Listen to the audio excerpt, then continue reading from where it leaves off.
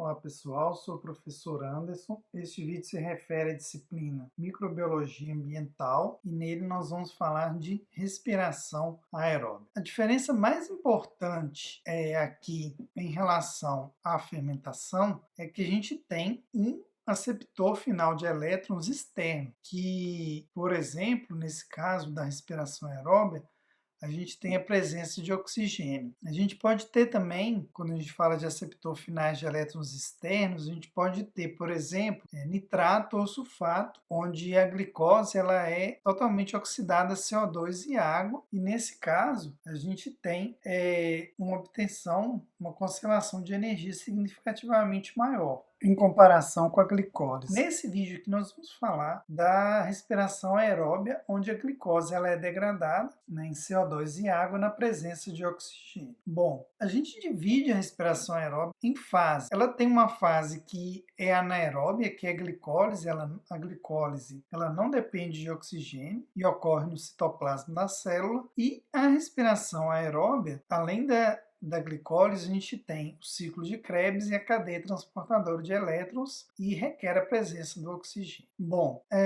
o ciclo de Krebs, ou também chamado ciclo do ácido cítrico, é uma etapa que acontece após a glicólise. Então a gente tem na glicólise, né, lembre-se lá do vídeo anterior, a gente tem o piruvato, que é um composto de 3 carbonos. Então a gente tem uma molécula de glicose que possui 6 carbonos, ela é quebrada na glicólise em 2 moléculas de piruvato, cada uma delas com 3 carbonos. E o que acontece aqui no ciclo do ácido cítrico? O piruvato ele é oxidado a CO2. Observem que o piruvato ele tem 3 carbonos, nós temos 3 etapas, exceto a primeira etapa, que acontece antes do ciclo de Krebs, onde ele é oxidado a CO2. Então a gente tem aqui em 3 etapas nesse processo no ciclo do ácido cítrico, onde a gente tem a oxidação do CO2. Então, se nós temos a oxidação, significa o quê? Significa que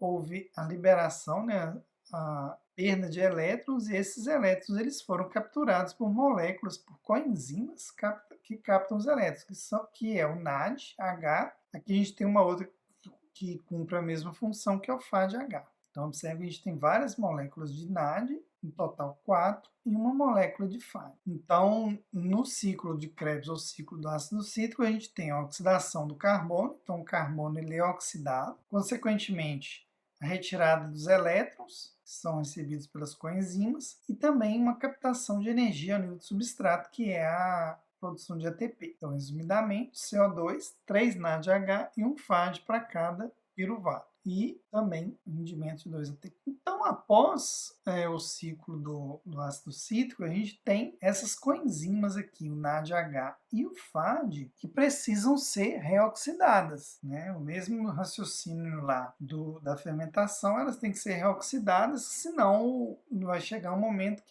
que o processo vai cessar, se ela não for reoxidada. Então, essa reoxidação acontece em uma etapa chamada fosforilação oxidativa, onde ou também cadeia transportadora de elétrons, onde há síntese, né, produção de ATP. Na verdade, aqui onde acontece a maior síntese de ATP no processo de respiração aeróbica, onde o NADH e o FADH são reoxidados a NAD+, e FAD+, respectivamente. Esses elétrons, né, eles são liberados e acontece a formação, eles são doados para o oxigênio com a formação de água. Então a gente tem a formação de água nessa etapa e a formação de CO2 no ciclo do ácido cítrico. Então, um resumo: na glicólise nós temos 2 ATP, na etapa do ciclo de Krebs, ou ciclo do ácido cítrico, mais 2 ATP, e na cadeia respiratória a gente tem a formação então, de 26, 30 ATPs. Isso é um valor variável de acordo com o organismo. Que no total, né, a gente tem a conservação de cerca de 30 ATP, às vezes um pouco mais que isso,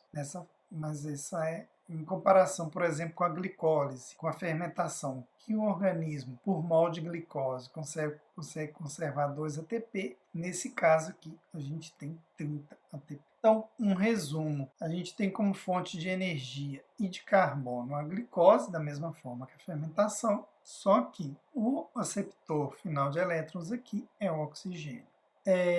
Aqui eu indico 2 vídeos que são bastante didáticos, mostrando como que é a cadeia transportadora de elétrons e como ocorre a síntese do ATP. Esses vídeos eles são em inglês, mas vocês podem ativar a legenda para português para facilitar para vocês. Bom, essas são as referências que eu deixo. Bom, esse foi o nosso vídeo. Obrigado por assistir e se cuidem.